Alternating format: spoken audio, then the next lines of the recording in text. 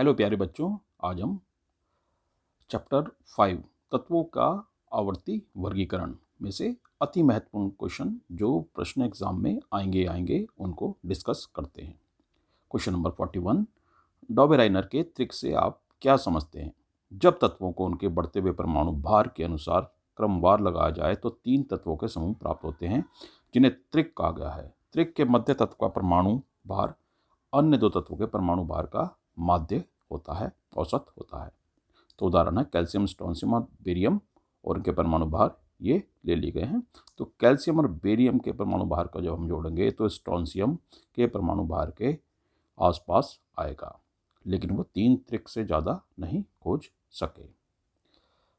Question number 42, Newlands का अष्टक सिद्धांत क्या था? न्यूलैंड्स ने तत्वों को बढ़ते परमाणु भार के क्रम में व्यवस्थित किया तो पाया कि प्रत्येक 8वें तत्व के गुण पहले तत्व के समान थे।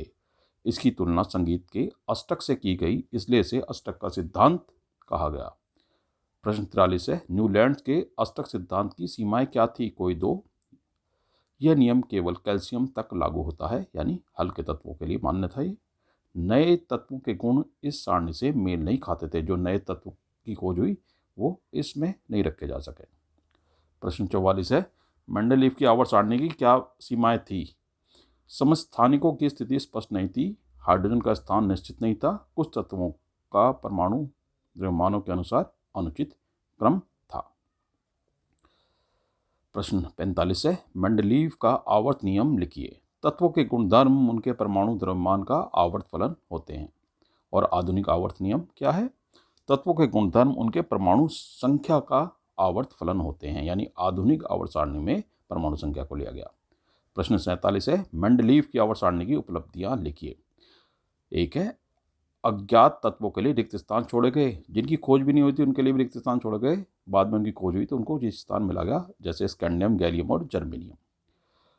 समान गुणधर्म वाले तत्वों को एक साथ स्थान मिला, यानी एक जगह एक समूह में रखा गया उनको। पिछली व्यवस्था को छेड़े बिना ही अक्रिय गैसों का पता लगने पर इन्हें अलग समूह में रखा जा सकता था। प्रश्न 48 है, आवर्त आधुनिक आवर्त सारणी में कितने समूह तथा कितने आवर्त हैं? तो आवर्त है इसमें 7 और समूह है 18। 1 नंबर के क्वेश्चन में आ जाते हैं। परमाणु संख्या किसे कहते हैं? परमाणु में उपस्थित प्रोटॉनों की संख्या को परमाणु संख्या कहते हैं।